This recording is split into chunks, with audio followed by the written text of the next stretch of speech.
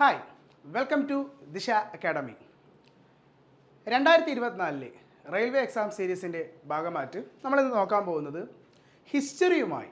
നമുക്കറിയാം റെയിൽവേ എക്സാമിന് G K എന്ന് പറയുന്നത് വളരെ ഇമ്പോർട്ടൻ്റ് ആയിട്ടുള്ള ഒരു ഭാഗമാണ്. അതിൽ ഹിസ്റ്ററിയുമായി ബന്ധപ്പെട്ട് മുൻ വർഷങ്ങളിൽ എന്തൊക്കെ ടൈപ്പ് അല്ലെങ്കിൽ എങ്ങനെയൊക്കെ ശരിക്കും നമ്മൾ എന്തൊക്കെ രീതിയിലാണ് ഹിസ്റ്ററി എന്നൊരു സബ്ജക്റ്റിനെ നമ്മൾ അപ്രോച്ച് ചെയ്യേണ്ടത്, അല്ലെങ്കിൽ നമുക്ക് ഏതൊക്കെ ടൈപ്പ് രീതിയിലാണ് ക്വസ്റ്റ്യൻസ് വരുന്നതെന്ന് നമ്മൾ എന്ത് ചെയ്യണം, കൃത്യമായി മനസ്സിലാക്കണം. അല്ലെങ്കിൽ നമ്മളൊരു സാധനം പഠിക്കുമ്പോൾ എന്താണ് മെയിനായിട്ട് വേണ്ടത്, അതാണ് നമ്മൾ മെയിനായിട്ടും ഹിസ്റ്ററിയിൽ നിന്നും നോക്കാനുള്ളത്. ഇപ്പം നമുക്ക് ഹിസ്റ്ററിക്ക് തന്നെ 3 ഭാഗങ്ങളാണുള്ളത്. അതായത് ancient history, medieval history, modern history. ഇങ്ങനെ 3 ഭാഗങ്ങളുണ്ട്: ഏൻഷ്യൻ്റ്, മിഡീവൽ, മോഡേൺ. നമ്മൾ ഏൻഷ്യൻ്റ് ഹിസ്റ്ററി എടുത്താൽ നമുക്ക് ഏൻഷ്യൻ്റ് ഹിസ്റ്ററി വരുന്നതെന്ന് പറയുമ്പോൾ പ്രധാനമായും ഒരു 4-5 ചാപ്റ്റർ. അതിൽ first one Indus valley civilization. അതിന് മുമ്പ് നമ്മുടെ സ്റ്റോൺ ഏജ് ഉണ്ട്. ജസ്റ്റ് ഒരു ചെറിയ ചാപ്റ്ററാണ്, നമുക്ക് ജസ്റ്റ് വായിച്ചെടുക്കാൻ പറ്റുന്ന ചാപ്റ്ററാണ് stone age. Then Indus valley civilisation, Vedic age, Buddhism, Jainism, Sikhism, പ്രധാനപ്പെട്ട മതവിഭാഗങ്ങൾ. ദെൻ നമ്മൾ വരുന്നത് ഇന്ത്യയിലെ ഡൈനാസ്റ്റികൾ. അങ്ങനെ ശരിക്കും 4 ചാപ്റ്ററാണ്. ഇത് നമ്മുടെ ഈ കഴിഞ്ഞ റെയിൽവേ എക്സാമുകളും ഇപ്പോൾ കഴിഞ്ഞ വർഷത്തേക്ക് തന്നെ SSCയുടെ എക്സാമുകളും ഒന്ന് നോക്കിയാൽ മനസ്സിലാവും. നമുക്ക് ഏറ്റവും കൂടുതൽ ചോദ്യങ്ങൾ ആ ഭാഗത്തുനിന്ന് വരുന്നത് ഡൈനാസ്റ്റിയിൽ നിന്നാണ്. ഡൈനാസ്റ്റികളിൽ നിന്ന്, അത് ഏൻഷ്യൻറ്റിലെ ഡൈനാസ്റ്റികളിൽ നിന്ന്, മഗധ, മൗര്യ, ഗുപ്ത, അങ്ങനെ നമ്മൾ പഠിക്കുന്ന ആ ഡൈനാസ്റ്റികളിൽ നിന്നുമാണ് ധാരാളമായി നമുക്ക് എന്ത് വരുന്നത്, ക്വസ്റ്റ്യൻസ് കഴിഞ്ഞ വർഷങ്ങളിലായി നമുക്ക് വന്നിട്ടുള്ളത്. ഇപ്പോൾ ഡൈനാസ്റ്റികൾ തന്നെ പഠിക്കുമ്പോൾ മെയിനായിട്ടും ഇപ്പോൾ നമ്മൾ മിഡീവലിൽ പോകുമ്പോഴും അവിടെ അത് തന്നെയാണ്, മിഡീവൽ ഹിസ്റ്ററിയും വരുമ്പോഴും ഡൈനാസ്റ്റി തന്നെയാണ് പഠിക്കുന്നത് അല്ലേ. ഡൽഹി സുൽത്താനേറ്റും മുഗൾസും വിജയനഗരവും മറാത്തയും, അങ്ങനെ ഇതൊക്കെ നമ്മൾ അവിടെയും പഠിക്കും. അപ്പോൾ അതും ഡൈനാസ്റ്റിയാണ്. അപ്പോൾ ഏൻഷ്യൻറ്റും മിഡീവലും നമുക്ക് എടുത്താൽ ടോട്ടലി നമുക്ക് വരുന്നത് എന്താണ്, ഡൈനാസ്റ്റികളാണ്. ഡൈനാസ്റ്റികൾ വരുമ്പോൾ എപ്പോഴും നമ്മൾ മെയിനായിട്ട് പഠിക്കേണ്ടത് എല്ലാ ഡൈനാസ്റ്റികളുടെയും ഫൗണ്ടർമാർ കൃത്യമായി എന്ത് ചെയ്യുക, മനസ്സിലാക്കി പഠിക്കുക. എല്ലാ ഡൈനാസ്റ്റിയുടെയും സ്ഥാപകർ ആരാണെന്ന് കൃത്യമായി എന്ത് ചെയ്യുക, മനസ്സിലാക്കി പഠിക്കുക. രണ്ടാമത്തെ കാര്യം, ആ പർട്ടിക്കുലർ ഡൈനാസ്റ്റിയുടെ ക്യാപിറ്റൽ, എല്ലാ ഡൈനാസ്റ്റിയുടെയും തലസ്ഥാനം. ചില ഡൈനാസ്റ്റിക്ക് ആണെങ്കിൽ 1, 2, 3 ഡൈനാസ്റ്റികളുടെ വരും ക്യാപിറ്റൽ വരും.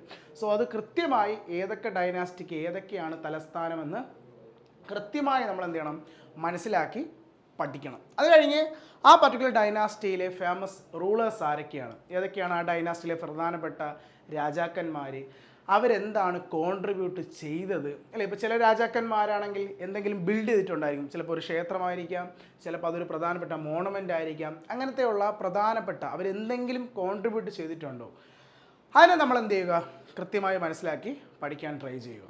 അപ്പോൾ ഇതാണ് നമുക്ക് ഈ ഏൻഷ്യൻ്റും മിഡീവലിൽ നിന്ന് വരുന്നത്. ഡൈനാസ്റ്റി ബേസുള്ള കാര്യങ്ങളാണ്. പിന്നെ ഏൻഷ്യൻ്റും മിഡീവലും ഒരുപാട് ബുക്കുകൾ എഴുതിയിട്ടുണ്ട്. ബുക്സ് ആൻഡ് ഓതേഴ്സ് കഴിഞ്ഞ റെയിൽവേ എക്സാമിൻ്റെ RPFും NTPSCക്കും ഒക്കെ ഒരുപാട് ഷിഫ്റ്റുകളിൽ ചോദിച്ചിട്ടുണ്ട്. പല ബുക്കുകളും തന്നിട്ട് ആരാണ് ഓതർ എന്ന്. അപ്പോൾ അത് നമ്മൾ എപ്പോഴും ശ്രദ്ധിക്കേണ്ട കാര്യമാണ്. ഏൻഷ്യൻ്റ് മിഡീവലിലെ ബുക്കുകൾ കൃത്യമായി മനസ്സിലാക്കി ആരാണ് ആ പുസ്തകങ്ങൾ എഴുതിയിട്ടുള്ളത്, ഓതേഴ്സ് ആരൊക്കെയാണെന്ന് അതും കൃത്യമായി നമ്മൾ എന്ത് ചെയ്യുക, മനസ്സിലാക്കി പോകുക. ഓക്കെ. പിന്നെ നമ്മൾ മോഡേൺ ഹിസ്റ്ററിയിൽ വരുമ്പോൾ നമുക്ക് ശരിക്കും ഈ മോഡേൺ ഹിസ്റ്ററി എന്നൊരു ചോദ്യം വരുമ്പോൾ ഒരു 90% ആ ക്വസ്റ്റ്യൻ റിലേറ്റ് ചെയ്ത് വരുന്നത് വർഷമായിരിക്കും. അതിന് നമുക്ക് ഏറ്റവും കൂടുതൽ നമ്മൾ ശ്രദ്ധ കെടുത്തേണ്ട ഒരു സ്ഥലമാണ്, കൊടുക്കേണ്ട സ്ഥലമാണ് ഏത്, ഈ വർഷങ്ങളെന്ന് പറയുമ്പോൾ. കാരണം വർഷങ്ങളാണ് എപ്പോഴും നമുക്ക് പഠിച്ചാൽ പോലും നമ്മൾ എന്താവുന്നത്, കൺഫ്യൂസ്ഡ് ആവുന്ന സ്ഥലം. അപ്പോൾ ഈ വർഷങ്ങളിൽ നിന്ന് നമുക്ക് എപ്പോഴും ചോദ്യങ്ങൾ വരുന്നത് ഏത് ഭാഗത്തിലെന്നറിയോ, മോഡേൺ ഹിസ്റ്ററിയാണ്. മോഡേൺ ഹിസ്റ്ററിയിൽ നിന്നാണ് നമുക്ക് കൂടുതലും എന്ത് വരുന്നത്, വർഷം ബേസുള്ളൊരു ചോദ്യം വരുന്നത്. സോ മോഡേൺ ഹിസ്റ്ററി പഠിക്കുമ്പോൾ എപ്പോഴും ഏത് ഇൻസിഡൻറ്റ്, ആ പർട്ടിക്കുലർ ഇൻസിഡൻറ്റിൻ്റെ കേൾക്കുമ്പോൾ തന്നെ നിങ്ങളുടെ മനസ്സിൽ എന്ത് വേണം, വർഷം വരണം. സോ അത് വെച്ച് നിങ്ങൾക്ക് എന്ത് ചെയ്യാൻ പറ്റും, അതിൻ്റെ ആൻസർ പ്രോപ്പറായി നിങ്ങൾക്കത് ചെയ്യാൻ സാധിക്കുന്നതാണ്. ഓക്കെ. അപ്പോൾ നമ്മൾ ഇന്നിപ്പോൾ ഞാൻ നിങ്ങൾക്ക് കുറച്ച് ക്വസ്റ്റ്യൻസ് ഞാൻ പരിചയപ്പെടുത്തി തരാം. അതായത് എന്തൊക്കെ പാറ്റേണിലാണ് മുൻ വർഷങ്ങളിൽ ചോദ്യം വന്നിട്ടുള്ളത്, അല്ലെങ്കിൽ ഈ പാറ്റേണിൽ നിന്ന് എന്തൊക്കെ ചോദ്യങ്ങൾ വരാൻ ചാൻസ് ഉണ്ട്. അങ്ങനെ ഒരു കുറച്ച് ക്വസ്റ്റ്യൻസ് ഞാൻ നിങ്ങൾക്ക് വേണ്ടി എന്ത് ചെയ്തിട്ടുണ്ട്, സെറ്റ് ചെയ്ത് കൊണ്ടുവന്നിട്ടുണ്ട്. നമുക്ക് കുറച്ച് ക്വസ്റ്റ്യൻസ് നോക്കാം. ഓക്കെ. അത് ഏൻഷ്യൻറ്റും മിഡീവലും മോഡേൺ എന്നൊക്കെ ഉള്ള ചോദ്യങ്ങളുണ്ട്. ഓക്കെ. യെസ്. ഫസ്റ്റ് ഒരു ചോദ്യം ഇതാണ്: who among the following Rajput ruler defeated the Muhammad Ghori in the first battle of Tarain 1191 AD 1191? ഏത് യുദ്ധം? 1ാം തറൈൻ യുദ്ധത്തിൽ. അല്ലെ മുഹമ്മദ് ഗോറിയെ പരാജയപ്പെടുത്തിയ രജപുത്ര രാജാവ് ആരാണ്? അത് ഞാൻ നേരത്തെ പറഞ്ഞില്ലേ, ഈ ഏൻഷ്യൻ്റ് മിഡീവൽ നമുക്ക് ഇഷ്ടംപോലെ യുദ്ധങ്ങളുണ്ട്. മോഡേൺ വരുമ്പോഴും യുദ്ധങ്ങളുണ്ട്. നമ്മളെപ്പോഴും യുദ്ധങ്ങൾ വരുമ്പോൾ നമുക്ക് രണ്ട് ബേസ് ചോദ്യങ്ങളാണ് അവർ ചോദിക്കുന്നത്. അതൊരിപ്പം ഒരു യുദ്ധം, ഇപ്പോൾ ഒരു എക്സാമ്പിൾ തറയൻ യുദ്ധം അല്ലേ, ഒരു എക്സാമ്പിൾ ഞങ്ങൾ തറയൻ യുദ്ധം, രണ്ട് ക്വസ്റ്റ്യൻ ആയിരിക്കും ചോദിക്കുന്നത്. ഒരു ക്വസ്റ്റ്യൻ ഈ ക്വസ്റ്റ്യൻ തന്നെ ഉണ്ട്, ഇതായിരിക്കും. ഒരു യുദ്ധം തന്നാൽ ഏത് വർഷമാണ് ആ ഒരു യുദ്ധം നടന്നത്? ഒന്നാമത്തെ ടൈപ്പ് ചോദ്യം. ഫസ്റ്റ് ടൈപ്പ് ചോദ്യം എങ്ങനെയായിരിക്കും? ഒരു യുദ്ധം തരും, ഏത് വർഷം. രണ്ടാമത്തെ ടൈപ്പ് ചോദ്യം, ആരൊക്കെ തമ്മിലാണ് ഈ ഒരു യുദ്ധം? ഈ രണ്ട് ടൈപ്പ് ക്വസ്റ്റ്യനാണ് ഒരു യുദ്ധത്തിൽ നിന്ന് നമുക്ക് എക്സാമിന് എന്ത് ചെയ്യാറുള്ളത്? ചോദിക്കാറുള്ളത്. ഒന്നല്ലെങ്കിൽ ചോദിക്കുന്നത് ഏത് വർഷം, അല്ലെങ്കിൽ ചോദിക്കുന്നത് ആരൊക്കെ തമ്മിലാണ് ആ ഒരു യുദ്ധം നടക്കുന്നത്, ആരൊക്കെ തമ്മിലാണ്. സോ നമ്മൾ ഈ ക്വസ്റ്റ്യനിലോട്ട് നമ്മൾ വരികയാണെങ്കിൽ ഏത് വർഷമാണെന്ന് ഇതിൽ തന്നെ തന്നിട്ടുണ്ട്. AD 1191 1191 ഈ ഒരു യുദ്ധം നടക്കുന്നത്. ആരൊക്കെ തമ്മിലാണ്? അപ്പോൾ ഇതിൽ ഒരാളുടെ പേര് നമുക്ക് തന്നിട്ടുണ്ട്. ആരാണ്? മുഹമ്മദ് ഗോറി VS പൃഥ്വിരാജ് ചൗഹാൻ. ആരൊക്കെ തമ്മിലാണ്? മുഹമ്മദ് ഗോറിയും പൃഥ്വിരാജ് ചൗഹാനും തമ്മിലാണ് ഒന്നാം തറയൻ യുദ്ധം. ഒന്നാം തറയൻ ആരൊക്കെ തമ്മിലാണ്? മുഹമ്മദ് ഗോറിയും പൃഥ്വിരാജ് ചൗഹാനും തമ്മിലാണ് ഒന്നാം തറ യുദ്ധം നടന്നത്. ഏത് വർഷം? AD 1191 ഒന്നാം തറയൻ യുദ്ധം. ആരൊക്കെ തമ്മിലാണ്? മുഹമ്മദ് ഗോറിയും പൃഥ്വിരാജ് ചൗഹാനും തമ്മിൽ. ഓക്കെ, വേണ്ട. അപ്പോൾ നമുക്കിവിടെ ഒരു പാറ്റേൺ കിട്ടി. യുദ്ധങ്ങളാണ് നമുക്ക് ഈ ഒരു ക്വസ്റ്റ്യൻ, ഇങ്ങനത്തെ രണ്ട് ടൈപ്പ് ക്വസ്റ്റ്യൻ ആണ് നമുക്ക് വരാൻ ചാൻസ്. അപ്പോൾ നമ്മൾ നോട്ട് ചെയ്യുക. നമ്മൾ ഏത് യുദ്ധം പഠിച്ചാലും ഈ ഒരു പാറ്റേണിലുള്ള ഈ രണ്ട് കാര്യങ്ങളും കൃത്യമായി എന്ത് ചെയ്യുക? പഠിച്ച് വേണം നമ്മൾ പോകാൻ. ഓക്കെ, അപ്പോൾ നമുക്ക് അടുത്ത ചോദ്യത്തിലോട്ട് പോയാലോ? നെക്സ്റ്റ് ചോദ്യം.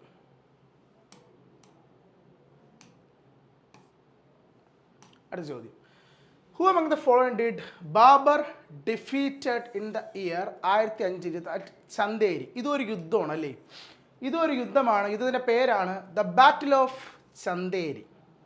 നമ്മൾ പറഞ്ഞിട്ടുണ്ട് യുദ്ധമാണ്. രണ്ട് ടൈപ്പ് ക്വസ്റ്റ്യൻ. ഫസ്റ്റ് ക്വസ്റ്റ്യൻ വർഷം ഇതിൽ തന്നെ നമുക്ക് തന്നിട്ടുണ്ട്. ചന്ദേരി യുദ്ധം നടന്ന വർഷം 1528. 1528 ചന്ദേരി യുദ്ധം നടക്കുന്നത്. ആരൊക്കെ തമ്മിലെന്നാണ് ആ ക്വസ്റ്റ്യൻ അല്ലേ. ഇവിടെ നമുക്ക് തന്നിട്ടുണ്ട് ഒരാളാരാ? നമ്മുടെ ബാബർ VS ആരാണ്? ബാബറും നമ്മുടെ ഈ ഓപ്ഷനിൽ ആരാണ്? ബാബറും മേധനി റായിയും തമ്മിലാണ് ചന്ദേരി യുദ്ധം അല്ലേ. നമ്മൾ ഈ ക്ലാസ്സിലൊക്കെ ഡിസ്കസ് ചെയ്തിട്ടുള്ള ഒരു കാര്യമാണ് അല്ലേ. നമ്മൾ ബാബർ ചെയ്ത 4 യുദ്ധങ്ങൾ പാക്കേജ് എന്നൊരു കോഡൊക്കെ വെച്ച് നമ്മൾ പഠിച്ചിട്ടുണ്ട് അല്ലേ. പാനിപ്പത്ത്, കൻവ, ചന്ദേരി, ഗാഗ്ര അല്ലേ. ക്ലാസ്സിൽ നമ്മൾ പഠിച്ചിട്ടുള്ളതാണ്. ബാബർ ചെയ്ത 4 യുദ്ധങ്ങൾ, പാനിപ്പത്ത്, കൻവ, ചന്ദേരി, ഗാഗ്ര, അങ്ങനെ 4 യുദ്ധങ്ങളെ പറ്റി അല്ലേ. സോ ആ 4 യുദ്ധങ്ങളുടെയും റൂളേഴ്സ് തന്നെയാണല്ലോ ഇപ്പോൾ ഇതിൽ നമുക്ക് കാണാം. ഇബ്രാഹിം ലോധിയാണ് പാനിപ്പത്ത് യുദ്ധം ബാബറുമായി ചെയ്തത്. മെദനി റായി ചന്ദേരി യുദ്ധം, നമ്മുടെ ക്വസ്റ്റ്യൻ അതാണ്. റാണ സംക്രമയാണ് ഏത്? കൻവ യുദ്ധം ചെയ്തത്. മുഹമ്മദ് ലോധിയാണ് 4ാമത്തെ യുദ്ധം, ഏത്? ഗാഗ്ര യുദ്ധം അല്ലേ. ബാബർ യുദ്ധം ചെയ്ത 4 പേരാണ് നമ്മുടെ 4 ഓപ്ഷൻ. പക്ഷെ നമ്മുടെ ചോദ്യം എന്താണ്? ചന്ദേരിയാണ്. ഏത് വർഷം? 28 ചന്ദേരി. അല്ലേ, യുദ്ധമാണ്. നമുക്ക് ഈ രണ്ട് പാറ്റേൺ ചോദ്യമാണ് എക്സാമിന് ചോദിച്ചിട്ടുള്ളത്. ഇനിയും ചോദിക്കാൻ ചാൻസ് ഉള്ളതും ഈ രണ്ട് പാറ്റേണാണ്. സോ യുദ്ധം പഠിക്കുമ്പോൾ മാക്സിമം വർഷം കൃത്യമായി പഠിക്കുക. ആരൊക്കെ തമ്മിലാണ് നടക്കുന്നതെന്ന് കൂടി എന്ത് ചെയ്യുക? വളരെ കൃത്യമായി മനസ്സിലാക്കി പോവുക. ഓക്കെ, അപ്പോൾ അടുത്തൊരു പാറ്റേൺ ചോദ്യം നമുക്ക് പോവാം. അടുത്തൊരു പാറ്റേൺ,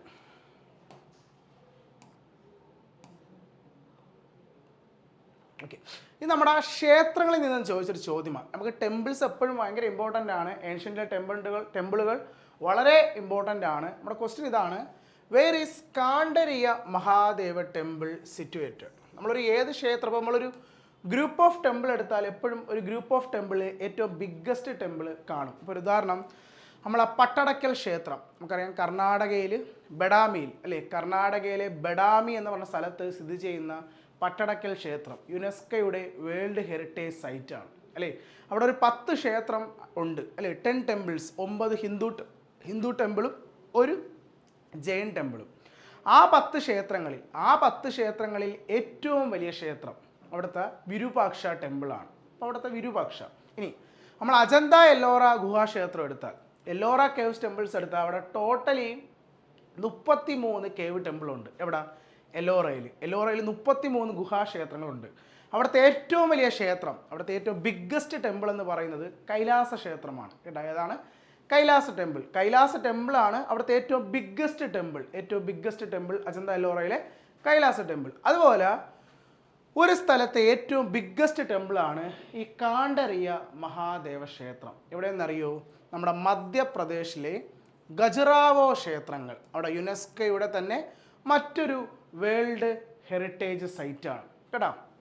എപ്പോഴും നമ്മൾ ശ്രദ്ധിക്കേണ്ട കാര്യം, യുനെസ്കോയുടെ വേൾഡ് ഹെറിറ്റേജ് സൈറ്റുകളെ പറ്റി നല്ലപോലെ എന്ത് ചെയ്യുക? പഠിച്ചിരിക്കുക. അവിടെ നമുക്ക് പല ടൈപ്പ് ക്വസ്റ്റ്യൻസ് എന്ത് ചെയ്യാറുണ്ട്? എക്സാമിന് ചോദിക്കാറുണ്ട് കേട്ടോ. ഇവിടെ നമ്മൾ നോക്കുമ്പോൾ എന്താ? കാണ്ടറിയ മഹാദേവ ക്ഷേത്രം. കാണ്ടറിയ മഹാദേവ ക്ഷേത്രം എവിടെയാണ്? മധ്യപ്രദേശിൽ. ഏതിൻ്റെ ഭാഗത്താ? ഖജുറാവോ ക്ഷേത്രങ്ങളുടെ ഭാഗമായിട്ട് വരുന്നതാണ് ഏത്? കാണ്ടറിയ മഹാദേവ ക്ഷേത്രമെന്ന് പറയുന്നത്. കാണ്ടറിയ മഹാദേവ ടെമ്പിൾ എവിടെയാണ്? ഖജുറാവോ ക്ഷേത്രങ്ങളുടെ ഭാഗമായിട്ട് സ്ഥിതി ചെയ്യുന്ന പ്രധാനപ്പെട്ട ടെമ്പിൾസ് ആണ് ഏത്? നമ്മുടെ കാണ്ടറിയ മഹാദേവ. അതുപോലെ ഈ ഖജുറാവോ ക്ഷേത്രം കെട്ടിയ ഡൈനാസ്റ്റി ആരെന്നറിയോ? അതുപോലെ ചോദിച്ചിട്ടുണ്ട്. ഡൈനാസ്റ്റിയാണ് ഈ ഖജുറാവോ ക്ഷേത്രങ്ങൾ നിർമ്മിച്ചത്? ആരെന്നറിയോ? ചണ്ടേല എന്ന് പറയുന്ന ഡൈനാസ്റ്റിയ. ചണ്ടേല ഡൈനാസ്റ്റി കേട്ടോ. ഖജുറാവോ ക്ഷേത്രങ്ങൾ നിർമ്മിച്ച ഡൈനാസ്റ്റി ഡൈനാസ്റ്റിയാ? ചണ്ടേല ഡൈനാസ്റ്റി. ചണ്ടേല ഡൈനാസ്റ്റിയാണ് ഖജുറാവോ ക്ഷേത്രങ്ങൾ എന്ത് ചെയ്തിട്ടുള്ളത്? നിർമ്മിച്ചിട്ടുള്ളത് കേട്ടോ. ഖജുറാവോ ക്ഷേത്രങ്ങൾ നിർമ്മിച്ചത് ഏത് ഡൈനാസ്റ്റിക്കാരെന്ന് ചോദിച്ചാൽ ഡൈനാസ്റ്റിക്കാരാ? ചണ്ടേല ഡൈനാസ്റ്റിക്കാരാണ് ഖജുറാവോ ക്ഷേത്രങ്ങൾ എന്ത് ചെയ്തിട്ടുള്ളത്? നിർമ്മിച്ചിട്ട് ഉള്ളത്. എവിടെയാണ് ഖജുറാവോ ക്ഷേത്രം സ്ഥിതി ചെയ്യുന്നത്? ഖജുറാവോ ക്ഷേത്രങ്ങൾ സ്ഥിതി ചെയ്യുന്നത് മധ്യപ്രദേശിലാണ് ഖജുറാവോ ക്ഷേത്രങ്ങൾ എന്ത് ചെയ്യുന്നത്? സ്ഥിതി ചെയ്യുന്നത്. ഓക്കെ, വേണ്ടല്ലോ. ഇതാണ് നമുക്ക് ടെമ്പിൾ ബേസ് ചെയ്ത് വരുന്ന ചോദ്യങ്ങൾ എന്ന് പറയുമ്പോൾ. അപ്പോൾ ഏതൊരു ക്ഷേത്രമാണെങ്കിലും അത് ശ്രദ്ധിക്കണം. ഏൻഷ്യൻ ടെമ്പിൾസ് ആണെങ്കിൽ ഏത് ഡൈനാസ്റ്റിക്കാരാണ്? അതിപ്പോൾ നമുക്കറിയാം, തഞ്ചാവൂർ പോയ ബൃഹദേശ്വര ടെമ്പിൾ അല്ലേ, ചോളന്മാർ കെട്ടിയ ക്ഷേത്രങ്ങളാണ് അല്ലേ. മഹാബലിപുരത്ത് പോയ സീഷോറും പഞ്ചരഥവും അത് പല്ലവാസ് കെട്ടിയതാണ്. ഇപ്പം മധുരയിൽ പോയ മധുര മീനാക്ഷി ക്ഷേത്രം അത് പാണ്ഡ്യന്മാർ. സോ നമ്മൾ ഏതൊരു ഏൻഷ്യൻ ടെമ്പിൾ എടുത്താലും അത് ഏത് ഡൈനാസ്റ്റിക്കാരാണ് ബിൽഡ് ചെയ്യുന്നത് കൂടി മനസ്സിലാക്കിയിരിക്കുക. അതും എക്സാം പോയിന്റ് ഓഫ് വ്യൂ ചോദിക്കുന്ന ഒരു ചോദ്യമാണ്. ഇപ്പോൾ ഇവിടെ നമുക്ക് ഈ ക്ഷേത്രം എവിടെയെന്ന് ചോദിച്ചോളൂ, പക്ഷെ നിങ്ങൾ എക്സ്ട്രാ പറഞ്ഞു തന്നു. ഈ ഖജുറാവോ ക്ഷേത്രം കെട്ടിയ ഡൈനാസ്റ്റി ആരാ? ചണ്ടേ. ഇത് പ്രീവിയസ് ഒരു ചോദ്യമാണ്. ഇത് വേറൊരു എക്സാം ചോദിച്ചിട്ടുണ്ട്. ഖജുറാവോ ക്ഷേത്രം കെട്ടിയ ഡൈനാസ്റ്റിക്കാരാര്? ഡൈനാസ്റ്റി? ചണ്ടേല ഡൈനാസ്റ്റിക്കാരാണ് ഈ ഒരു ക്ഷേത്രം ബിൽഡ് ചെയ്തിട്ടുള്ളത്. ഓക്കെ അല്ലേ? അപ്പോൾ നമുക്ക് അടുത്ത ചോദ്യത്തിലോട്ട് പോയാലോ. നമുക്ക് അടുത്തൊരു ചോദ്യത്തിലോട്ട് നോക്കാം. എങ്ങനെയാണ് അടുത്തൊരു പാറ്റേൺ? അടുത്ത പാറ്റേൺ അതൊരു മിഡീവലിലെ ചോദ്യമാണ്. Whom the following was Akbar revenue minister. അപ്പോൾ ചിലപ്പോഴൊക്കെ നമ്മുടെ ചില രാജാക്കന്മാർ, നമ്മൾ ഏൻഷ്യൻ്റ് മിഡീവലൊക്കെ എടുത്താൽ ചില രാജാക്കന്മാരുടെ കൊട്ടാരങ്ങൾ വളരെ ഫേമസ് ആയിരിക്കും. ഇപ്പോൾ നമുക്കറിയാം, നമ്മൾ ഏൻഷ്യൻ്റിൽ തന്നെ പഠിച്ചിട്ടുള്ള ഒരു കോർട്ടായിരുന്നു നവരത്ന. നവരത്ന എന്ന് പറഞ്ഞാൽ ആരുടെയാ? നമ്മുടെ വിക്രമാദിത്യ അല്ലെ, നമ്മുടെ ഗുപ്ത രാജാവ് ചന്ദ്രഗുപ്ത രണ്ടാമൻ അഥവാ വിക്രമാദിത്യ രാജാവ്. നമ്മുടെ വിക്രമാദിത്യ രാജാവിൻ്റെ കോർട്ടിൻ്റെ പേരായിരുന്നു എന്ത്? നവരത്ന എന്ന് പറഞ്ഞത് അല്ലേ. വളരെ ഫേമസ് ആയിരുന്നു. കാളിദാസനൊക്കെ ഉള്ള അല്ലേ, വളരെ ഫേമസാണ്. ഇനി മിഡീവൽ വരുമ്പോൾ നമ്മൾ പഠിച്ചിട്ടുണ്ട് അഷ്ടപ്രധാൻ എന്ന് പറയുന്ന ഒരു സദസ്സ് അല്ലേ. മിഡീവൽ എത്തുമ്പോൾ നമ്മൾ പഠിച്ചൊരു പ്രധാനപ്പെട്ട ഒരു ഇതാണ് അഷ്ടപ്രധാൻ. ആരുടെ അഷ്ടപ്രധാൻ? ശിവജിയുടെ. നമ്മുടെ ശിവജിയുടെ പണ്ഡിത സദസ്സായിരുന്നു ഏത്? അഷ്ടപ്രധാൻ. അഷ്ടപ്രധാൻ ആരുടെയാണ്? ശിവജിയുടെ പണ്ഡിത സദസ്സിൻ്റെ പേര് അഷ്ടപ്രധാൻ. അതുപോലെ മറ്റൊന്നായിരുന്നു അഷ്ടദിഗജങ്ങൾ.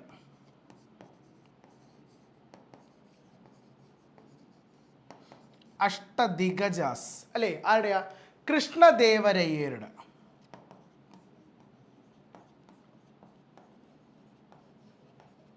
കൃഷ്ണദേവരയ്യരുടെ അഷ്ടദിഗജങ്ങൾ. അഷ്ടദിഗജങ്ങൾ ആരുടെയാ? കൃഷ്ണദേവരയ്യ. കൃഷ്ണദേവരുടെ ഏതാണ്?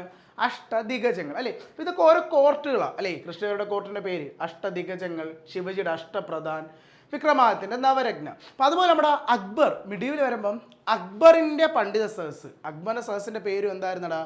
നവരത്നം തന്നെയായിരുന്നു. നമ്മൾ അന്ന് പഠിച്ചതാണ്. 2 പേർക്കാണ് നവരത്നം ഉള്ളത്. ആർക്കൊക്കെ? വിക്രമാദിത്യ രാജാവിൻ. ഏൻഷ്യൻറ്റിൽ വിക്രമാദിത്യ രാജാവിൻ്റെതും നവരത്നമാണ്, അക്ബറിൻ്റെയും. നവരത്നം മീൻസ് എന്താ? 9 ജെംസ് എന്നാണല്ലേ, 9 രത്നങ്ങൾ. അക്ബറിൻ്റെ കൊട്ടാരത്തിലും എന്തുണ്ട് 9 വളരെ ഫേമസ് ആയ ആൾക്കാരുണ്ട്. അതിന് നമ്മൾ പറയും നവരത്നം അഥവാ 9 രത്നം. അപ്പം നമ്മുടെ ചോദ്യമൊന്നുമല്ല, ആ നവരത്നങ്ങളിൽ അക്ബറിൻ്റെ റവന്യൂ മിനിസ്റ്റർ ആരാണ് അക്ബറിൻ്റെ ധനകാര്യ മന്ത്രി? അപ്പം നമ്മൾ പഠിച്ചിട്ടുണ്ടല്ലേ, അക്ബറിൻ്റെ കൊട്ടാരത്തിൽ ധനകാര്യ മന്ത്രി എന്ന് പറയുന്നത് രാജാ തോഡർമല്ലാണ് അല്ലേ.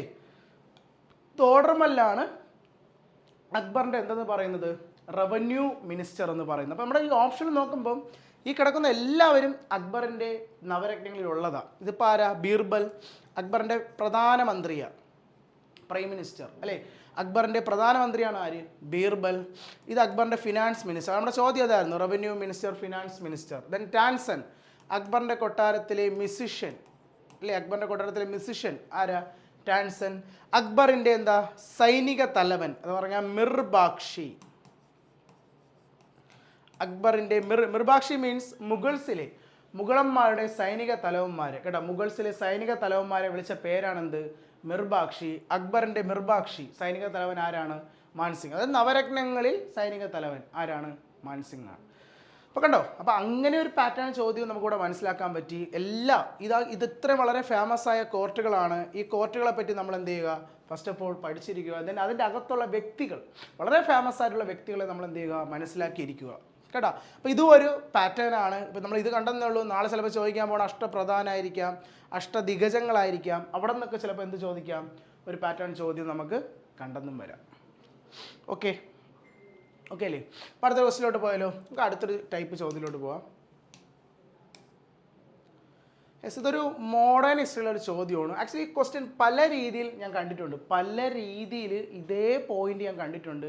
ഫസ്റ്റ് കണ്ടിട്ടുണ്ട് പോയിന്റ് ഇത് മോഡേൺ ആയിട്ട് തന്നെ ഈ വർഷം ധാരാളം എക്സാമിന് ഈ ക്വസ്റ്റ്യൻ്റെ വർഷം ചോദിച്ചിട്ടുണ്ട് കേട്ടോ. സംഭവം എന്താണ്? ലക്നോ പാക്റ്റ്. ഇതാണ് സംഭവം. നമ്മൾ മോഡേൺ ഹിസ്റ്ററിയുടെ ക്ലാസ്സിൽ പഠിച്ചിട്ടുണ്ട് ലക്നൗ സന്ധി അല്ലേ. അതായത് ഇതൊരു കോൺഗ്രസ് സെഷനാണ് അല്ലേ. കോൺഗ്രസിൻ്റെ ലക്നൗവിൽ വെച്ച് നടന്ന സെഷൻ ഏത് വർഷം? 1916. 1916 കോൺഗ്രസിൻ്റെ ഒരു സെഷനാണ്. സോ ഒരുപാട് തവണ ഈ ക്വസ്റ്റ്യൻ്റെ വർഷം ചോദിച്ചിട്ടുണ്ട് പ്രീവിയസ് ആയിട്ട് കേട്ടോ. പക്ഷേ ഈ തവണ നമ്മൾ ചോദിച്ച ഈ ക്വസ്റ്റ്യൻ എന്താ? വർഷമല്ല ചോദിച്ചതെന്ന് വെച്ചാൽ was an understanding between the INC, Indian national Congress. ഇത് ഈ സമ്മേളനം നടക്കുന്ന കോൺഗ്രസിൻ്റെ സമ്മേളനമാണ്. സോ ഒരു പക്ഷത്ത് കോൺഗ്രസ് ഉണ്ട്. ഈ ട്രീറ്റിയിൽ ഒപ്പുവെച്ച മറു പാർട്ടി ആരാണ്? നമ്മൾ പഠിച്ചിട്ടുള്ളതാണ് ഇന്ത്യൻ നാഷണൽ കോൺഗ്രസിൻ്റെ കോൺഗ്രസ് സമ്മേളനം എന്ന് പറഞ്ഞാൽ എല്ലാവരും ഒത്തുകൂടിയ ഒരു സമ്മേളനമാണ് അല്ലേ. മോഡറസ്റ്റും അല്ലേ. നമ്മൾ പഠിച്ചിട്ടുണ്ട് സൂററ്റ് സ്പ്ലിറ്റിൽ സൂററ്റ് സ്പ്ലിറ്റ് ഏത് വർഷമാണ് ഓർമ്മയുണ്ടോ? 1907 അല്ലേ. 1907 സൂററ്റ് സ്പ്ലിറ്റ്. അത് സൂററ്റിൻ്റെ കോൺഗ്രസിൻ്റെ സൂററ്റ് സെഷൻ. അവിടെ വെച്ച് മോഡറസ്റ്റ് എക്സ്ട്രീമിസ്റ്റ്, മിതവാദികളും തീവ്രവാദി എന്ന് പറയുന്ന 2 വിഭാഗമായി കോൺഗ്രസ് എന്ത് ചെയ്യുന്നു? സ്പ്ലിറ്റായി പോകുന്നു. ആ സ്പ്ലിറ്റായി പോയവരൊക്കെ വീണ്ടും ഒത്തുചേർന്ന ഒരു സമ്മേളനമാണ് ഇത് 1916 ലക്നൗ സെഷൻ. അത് മാത്രമല്ല ഈ സെഷനിൽ വേറൊരു സംഘടന കൂടി പങ്കെടുത്തു. ആര്? മുസ്ലിം ലീഗ് അല്ലേ.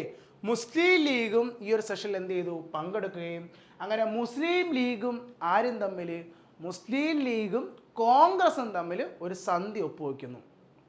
മുസ്ലിം ലീഗും ആരും തമ്മിൽ, കോൺഗ്രസും തമ്മിൽ ഒരു സന്ധി ഒപ്പുവെക്കുന്നു. ഏത് വർഷം? 1916 അല്ലേ. അപ്പോൾ അവിടെ നമ്മുടെ ആൻസറായി അല്ലേ, INCയും മുസ്ലിം ലീഗും. ഇനി ഈ ക്വസ്റ്റ്യൻ തന്നെ വേറൊരു രീതിയിൽ കണ്ടിട്ടുണ്ട്. ഈ 2 സംഘടനയ്ക്ക് വേണ്ടി ആരാണിത് ഒപ്പുവെച്ചത്? അതും ചോദിച്ചിട്ടുണ്ട്. ഈ സംഘടനകൾക്ക് വേണ്ടി ഈ സന്ധി 1916 സന്ധി ഒപ്പുവെച്ചത് ഏതൊക്കെ വ്യക്തികളാണ്? നമ്മുടെ INCക്ക് വേണ്ടി ഇതെന്ന് ഒപ്പുവെച്ചത്, കോൺഗ്രസ് പാർട്ടിക്ക് വേണ്ടി ഒപ്പുവെച്ചത് നമ്മുടെ ലോക്മാന്യ തിലക. ലോക്മാന്യ തിലക് എന്ന് പറഞ്ഞാൽ ആരാ? നമ്മുടെ ബാലഗംഗാധര തിലക്. നമ്മുടെ ബാലഗംഗാധര തിലകാണ് INCക്ക് വേണ്ടി ഇത് ഒപ്പുവെച്ചത്. ദെൻ മുസ്ലിം ലീഗിന് വേണ്ടി ഇത് ഒപ്പുവെച്ചത് മറ്റാരുമല്ല, മുസ്ലിം ലീഗിന് വേണ്ടി ഇത് ഒപ്പുവെച്ചത് നമ്മുടെ മുഹമ്മദ് അലി ജിന്നയാണ് കേട്ടാ. അപ്പം അങ്ങനെ ഒരു പാറ്റേൺ ചോദിച്ചിട്ടുണ്ട്. എങ്ങനെയാ? ഇപ്പം ഇത് ക്വസ്റ്റ്യൻ എന്താ? ഏതൊക്കെ സംഘടന? ചിലപ്പോൾ ചോദിക്കുന്നത് ആ സംഘടനയ്ക്ക് വേണ്ടി വെക്കണം. ഇത് രണ്ടും വളരെ ഫേമസ് ആയ വ്യക്തികളാണ് അല്ലേ. ആരൊക്കെയാ? മുഹമ്മദ് അലി ജിന്നയും തിലകും അല്ലേ. അപ്പോൾ ബാലഗംഗാധർ തിലക് കോൺഗ്രസിന് വേണ്ടിയും മുഹമ്മദ് അലി ജിന്ന ആർക്ക് വേണ്ടി, മുഹമ്മദ് അലി ജിന്ന മുസ്ലിം ലീഗിന് വേണ്ടി ഈ ഒരു ട്രീറ്റിയിൽ ഒപ്പുവെച്ചു. ഏത് വർഷം?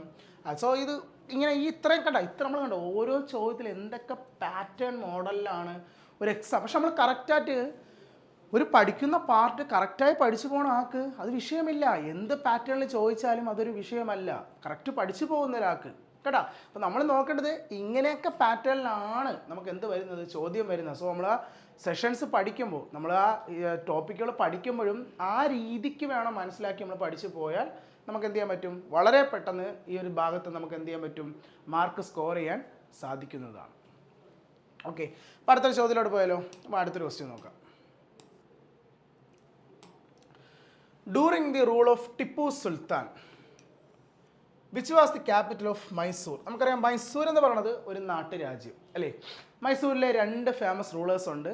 ആദ്യത്തേത് അച്ഛനായ ഹൈദരാലിയും രണ്ടാമത് മകനായ ടിപ്പു സുൽത്താനും. നമ്മുടെ ചോദ്യം മൈസൂരിൻ്റെ ക്യാപിറ്റൽ. ഞാൻ നേരത്തെ പറഞ്ഞില്ലേ, ഏതൊരു ഡൈനാസ്റ്റി എടുത്താലും എപ്പോഴും നമുക്ക് ചോദിക്കാൻ പോകുന്ന ചോദ്യം ഫൗണ്ടർ അല്ലെങ്കിൽ ക്യാപിറ്റൽ. ഇവിടെ അതായിരുന്നു ക്യാപിറ്റൽ. മൈസൂരിൻ്റെ ക്യാപിറ്റൽ, ടിപ്പു സുൽത്താൻ്റെ ക്യാപിറ്റൽ ഏതാണ്? പഠിച്ചിട്ടുള്ളതാണ് ഓപ്ഷൻ ബി, ശ്രീരംഗപട്ടണം അല്ലേ. നമ്മുടെ ശ്രീരംഗപട്ടണമാണ് ആരുടെ ക്യാപിറ്റൽ? മൈസൂരിൻ്റെ ക്യാപിറ്റൽ. മൈസൂരിൻ്റെ ക്യാപിറ്റൽ ഏതെന്ന് ചോദിച്ചാൽ ഏതാണത്? ശ്രീരംഗപട്ടണമാണ്. ശ്രീരംഗപട്ടണമാണ് മൈസൂരിൻ്റെ എന്തായിട്ട് വരുന്നത്, ക്യാപിറ്റലായി വരുന്നത്. അതാരുടെ? ടിപ്പു സുൽത്താൻ്റെ ക്യാപിറ്റൽ. ടിപ്പു സുൽത്താൻ്റെ ക്യാപിറ്റൽ ഏതാണ്? ശ്രീരംഗപട്ടണം അല്ലേ. വളരെ ഈസി ആയിട്ടുള്ള ചോദ്യമാണ്. അപ്പോൾ നമ്മൾ നേരത്തെ പറയുന്നതാണ്, ഈ ഒരു ഭാഗത്തും നമുക്ക് ചോദിക്കുന്ന പാറ്റേൺ അത് തന്നെയാണ്. ഒന്നിലെ ഫൗണ്ടർ അല്ലെങ്കിൽ ആരാണ് അതിൻ്റെ ക്യാപിറ്റൽ അല്ലേ. അപ്പോൾ നെക്സ്റ്റ് ക്വസ്റ്റ്യൻ നോക്കൂ. Which of the following is the one of the sacred book of Buddhism? ഞാൻ ക്ലാസ് നടന്ന സമയത്തും പറഞ്ഞിട്ടുള്ളതാണ്, ബുദ്ധമതവും ജൈനമതവും പഠിപ്പിച്ച സമയത്തും പറഞ്ഞിട്ടുണ്ട്. എപ്പോഴും നമ്മുടെ പുണ്യഗ്രന്ഥങ്ങൾ, ഹോളി ബുക്കുകളെല്ലാം പഠിച്ചിരിക്കുക അല്ലേ. അപ്പോൾ നമ്മുടെ ഈ ഓപ്ഷനിൽ തന്നെ അവസ്ഥ, അതൊരു ഹോളി ബുക്കാണ് അല്ലേ. ഏതാ? പാഴ്സി മതവിഭാഗക്കാരുടെ ഹോളി ബുക്കാണ് ഏത്? അവസ്ഥ. നമ്മുടെ തോറ എന്ന് പറയുന്നത് ആരുടെ? ജൂതമതക്കാരുടെ അല്ലേ. ജൂതമതക്കാരുടെ പുണ്യഗ്രന്ഥം ഏതാ? തോറ. അതുപോലെ ത്രിപീഡിക ആടെയാ? ത്രിപീഡികയാണ് ആടെ? ബുദ്ധിസം അല്ലേ. ബുദ്ധമതക്കാരുടെ പുണ്യഗ്രന്ഥം ഏതാണ്? ത്രിപീഡിക. അതുപോലെ ജൈനമതക്കാർക്കൊരു ബുക്കില്ലേ, ഏതാ? അംഗംസ് അല്ലേ. അംഗംസ് അഥവാ അഗംസ് ആടെ? ജൈനമതക്കാരുടെ പുണ്യഗ്രന്ഥം. അപ്പോൾ അതല്ലേ ഓരോ മതവിഭാഗത്തിനും എന്തുണ്ട്, ഓരോ പുണ്യഗ്രന്ഥമുണ്ട്. ഇപ്പോൾ ഇതിലിപ്പം ബുദ്ധിസമാണ് ചോദ്യമെങ്കിൽ അടുത്ത് ചോദിക്കാൻ പോകണം അംഗംസ് ആയിരിക്കും. ആരുടെ? ജൈനമതം. അല്ലെങ്കിൽ ഇതിൽ ഞാൻ കണ്ടിട്ടുണ്ട് അവസ്ഥ ചോദിച്ചിട്ടുണ്ട്, പാഴ്സി മതവിഭാഗക്കാരുടെ പുണ്യഗ്രന്ഥം ഞാൻ ചോദിച്ചാൽ ഏതാ? അവസ്ഥ. അതുപോലെ ത്രിപീഡിക അതിപ്പോൾ ചോദിച്ചിട്ടുണ്ട്. തോറ ആരുടെയാ? ജൂതമതക്കാരുടെ പുണ്യഗ്രന്ഥം ഏതാണ്? തോറ. അപ്പം അങ്ങനത്തെ ഒരു പാറ്റേൺ ചോദ്യം നമുക്ക് ചോദിക്കാം. പുണ്യഗ്രന്ഥങ്ങൾ, ഹോളി ബുക്സ് ബേസ് ചെയ്ത് എന്ത് ചോദിക്കാം? എക്സാമിന് ക്വസ്റ്റ്യൻസ് ചോദിക്കാറുണ്ട്. ഹോളി ബുക്സ് റിലേറ്റ് ചെയ്ത് ചോദിക്കാറുണ്ട്. ഓക്കെ, കണ്ടല്ലോ. അപ്പോൾ ആ ഒരു പാറ്റേണും പഠിച്ചു വയ്ക്കുക. എന്താണ്? ഹോളി ബുക്സുകൾ കേട്ടോ. ഇത് എനിക്ക് ഈ സിന്ധാവസ്ഥ ഞാൻ ലാസ്റ്റ് കണ്ട എനിക്ക് ഓർക്കുന്നത് RPF-നാണ് കേട്ടോ. 2018 RPF എക്സാമിന് അന്ന് സിന്ത് അവസ്ഥ ഒരു ചോദ്യം ഉണ്ടായിരുന്നു. കാരണം ആ ടൈമിൽ എനിക്ക് ഓർമ്മയുള്ളൊരു നല്ലൊരു ചോദ്യം അവസ്ഥ. അപ്പോഴാണ് ഞാൻ അങ്ങനത്തെ ഒരു ക്വസ്റ്റ്യനും ആദ്യമായിട്ട് കാണുന്നത്. ഓക്കെ, നമുക്ക് ലാസ്റ്റ് ഒരു ചോദ്യം കൂടെ നോക്കാം. ഞാൻ പറഞ്ഞിട്ടുള്ളതാണ് ബുക്സ് ആൻഡ് ഓതേഴ്സ് കൃത്യമായി പഠിച്ചിരിക്കുക കേട്ടോ. അപ്പോൾ നമ്മുടെ ബുക്ക് കണ്ടല്ലോ, ഒരു ബുക്കാണല്ലേ. ബാബർനാമ എഴുതിയത് ആരാണ് അല്ലേ? ബുക്സ് ആൻഡ് ഓതേഴ്സിലാണ് വരുന്നത്. ബാബർനാമ എഴുതിയത് വേറെ ആരുമല്ല, നമ്മൾ പഠിച്ചിട്ടുള്ളതാണ്, ബാബറാണ് അല്ലേ. ബാബറിൻ്റെ ഓട്ടോബയോഗ്രഫിയാണ് ഏത്? ബാബർ നാമ എന്ന് പറയുന്നത് അല്ലേ. അപ്പം ഞാൻ നേരത്തെ പറഞ്ഞിട്ടുണ്ട്, എല്ലാ ഏൻഷ്യൻറ്റും മിഡീവലും മോഡേണിലും ബുക്സ് ഉണ്ട് കേട്ടോ. ബുക്സ് ആൻഡ് ഓതേഴ്സ് കൃത്യമായി കേട്ടോ. ഏൻഷ്യൻറ്റിൽ തന്നെ പഠിച്ചു പോവുക, മിഡീവലിൽ തന്നെ പഠിച്ചു പോവുക, മോഡേണിൽ തന്നെ പഠിച്ചു പോവുക കേട്ടോ. അപ്പോൾ ഇതുപോലെ ബുക്സ് ചോദിക്കും. ആരാണ് ബുക്സിൻ്റെ ഓതേഴ്സ് എന്നൊരു ടൈപ്പ് ഓഫ് ക്വസ്റ്റ്യൻ നമുക്ക് എന്താണ് ഈ ഒരു ഭാഗത്ത് നിന്ന് നമുക്ക് ചോദിക്കാറുണ്ട് കേട്ടോ. അപ്പോൾ നമുക്കിനിയിപ്പോൾ അങ്ങോട്ട് വരുമ്പോൾ ഒക്കെ ലൈവ് ക്ലാസ്സസ് ഒക്കെ വരും. അപ്പോൾ നിങ്ങൾ ഇങ്ങനത്തെ ഞാൻ ഈ പറഞ്ഞു തന്ന കാര്യങ്ങളൊക്കെ എന്ത് ചെയ്യുക, ഓർഡറായി പഠിച്ചു പോയാൽ നിങ്ങൾക്ക് ആ ലൈവിൽ വരുമ്പോൾ ക്വസ്റ്റ്യൻസ് എന്ത് ചെയ്യാൻ പറ്റും, വളരെ ഈസിയായി ചെയ്യാൻ സാധിക്കും. സോ അതുകൊണ്ട് തന്നെ ഇങ്ങനെയുള്ള ക്വസ്റ്റ്യൻസ് ഇപ്പം കണ്ടില്ലേ, ഇവിടെ ഒരു ഉദാഹരണം പറഞ്ഞാൽ ബുക്സ് ആൻഡ് ഓതേഴ്സ്. ഇപ്പം നമുക്ക് ലൈവിൽ വരുമ്പം ഈ ബുക്ക് തന്നെ വരണമെന്നില്ല, ഇതുപോലെ വേറെ അനേക ബുക്കുകൾ വരാം. സോ നിങ്ങൾ ആ ബുക്സുകൾ എന്ത് ചെയ്യുക, കൃത്യമായി മനസ്സിലാക്കി അത് ഏതൊക്കെയാണെന്ന് കൃത്യമായി പഠിച്ചു പോയാൽ നിങ്ങൾക്ക് എന്ത് ചെയ്യാൻ പറ്റും, അത് ആൻസർ ചെയ്യാൻ സാധിക്കുന്നതാണ്. ഓക്കെ, അപ്പോൾ നമുക്ക് ഇന്നത്തെ ഈ ഒരു ക്ലാസ് നമുക്കിവിടെ എന്ത് ചെയ്യാം, നമുക്കിവിടെ വൈൻഡപ്പ് ചെയ്യാം. നമുക്ക് നെക്സ്റ്റ് പുതുതായി പല ടൈപ്പുകൾ ചോദ്യങ്ങൾ നമുക്ക് എന്ത് ചെയ്യാം, കാണാം. അതുമായി ബന്ധപ്പെട്ട് നമുക്ക് എന്ത് ചെയ്യാം, പ്രിപ്പയർ ചെയ്യുന്ന കാര്യങ്ങൾ ഡിസ്കസ് ചെയ്യാം. ഓക്കെ, അപ്പോൾ നമുക്ക് വീണ്ടും കാണാം. Okay, thank you.